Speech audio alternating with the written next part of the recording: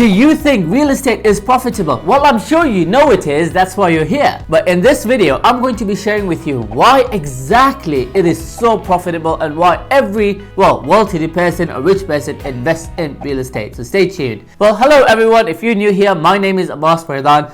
I'm a property investor and I'm an owner of an estate agency called 10x Rising. On this channel, I share with you the inside of what we go through on a day-to-day basis that may help you on your property journey. So if you enjoy the content, please smash the like button, subscribe and hit the notification bell so you do not miss the next videos. So as you're aware, in the past, paper money, fiat money was backed by gold until 1971 when President Nixon said that US dollar is no longer backed by gold. Now what that means is they can print and print and print as much fiat money as they wish, and essentially that just devalues the currency. So then the question arises, is it safer to hold that paper money that they control whether how much more they should print? Is it safer to hold that, or would you rather invest in real estate or other entities like gold or stocks and shares? So the first point why I think real estate is so profitable is because of the limited supply. In the United Kingdom, the government is aiming to build at least 300,000 homes every year. But guess what? They don't even meet half of that. Over the last 10 years, they haven't even met half of that. They're trying to, but they're not meeting that. The reason that is because United Kingdom is a small nation. It's an island. And because of continual immigration into the UK, population is rising. Of course, through birth, population is rising. And we can just not develop the amount of houses that are needed to facilitate all of that. Further to that is that the governments, they are allowing people to build on lands. They're granting planning permissions. But what then tends to happen is property investors who buy the land, apply for planning permission, now they know they have added the value to their land. So they're trying to flip that on at a good profit. What happens if they can't sell it? They hold it. Just a good example, right opposite my office building, there's a plot of land there with planning permission for 131 apartments. But guess what? That's been available for the past easy 2 years. Why? Because the vendor is asking for a premium price that the people cannot justify to buy it at such a high price. But why is this guy selling at such a high price? Because he knows that planning is granted for 131 apartments. There will one day come a developer who knows how to develop, who can do such big projects and will buy this plot. So what's happening for now? Well, the plot's just sitting empty until the vendor gets the buyer. So that tends to happen quite a lot of places where people buy land at a very cheap price.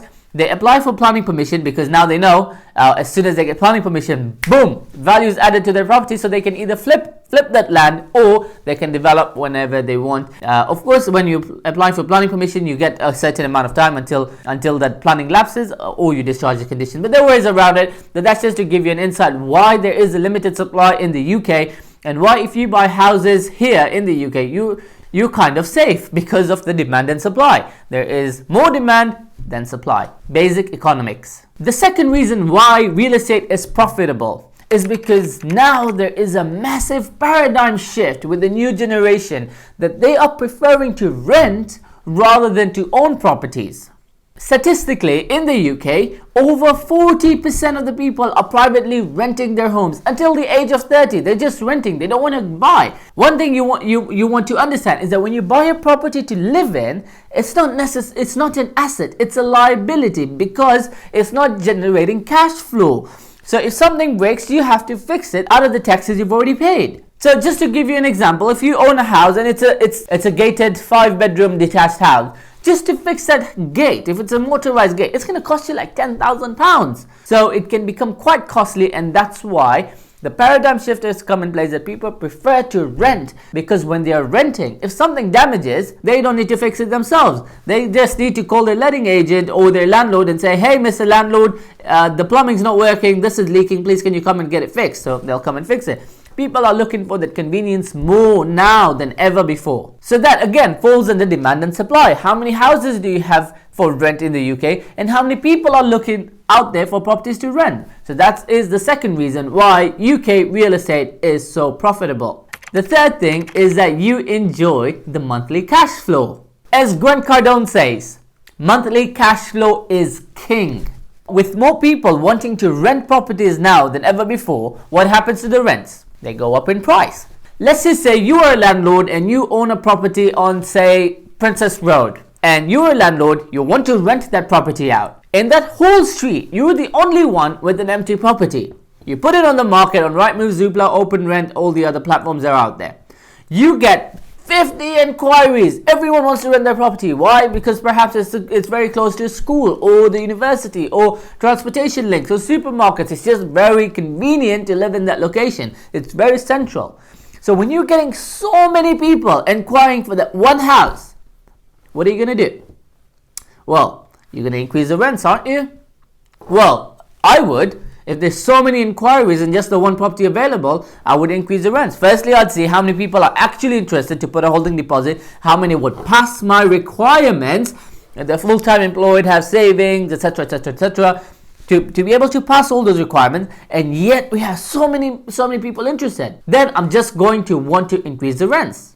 So that automatically pushes up my yields. Now, if you don't know how to calculate yields in your property, then that's simple, okay? All you gotta do is take your annual profit. So you're taking your annual rent, subtract all the expenses you anticipate to have. For example, your letting agency fees and all the other maintenance fees that you anticipate to have. Perhaps you're keeping a 10% contingency fund for it. When you distract all that, you got your annual profit.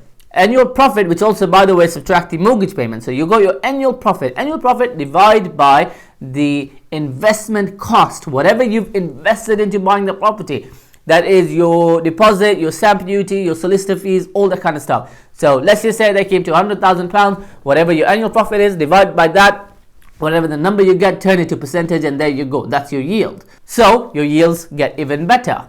And the fourth and the best thing about investing in the UK is that there is massive potential for capital appreciation.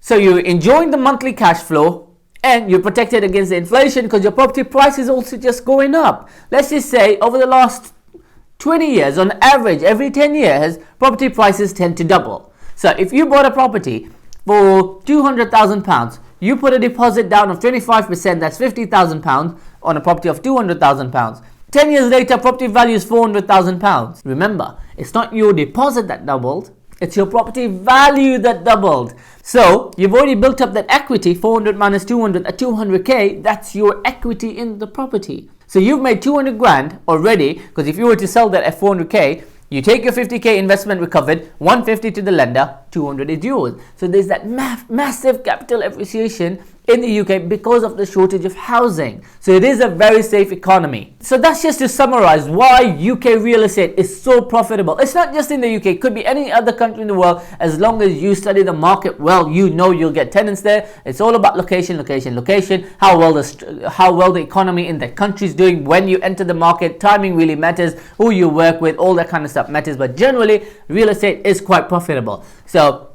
on the last note, make sure the profits you earn from your other businesses or whatever it is that you do on a day-to-day basis, whatever you earn, where do you find it safer to park that money?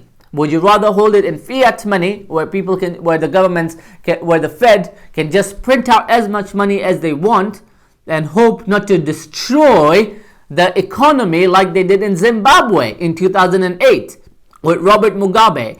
Where at that time they had billions of dollars that could perhaps only buy groceries for you at the time in the Zimbabwean dollars. So where do you feel safer? In your US dollar and GBP pound, or if you were to own real estate? Let me know in the comment section below, and I will see you in the next video.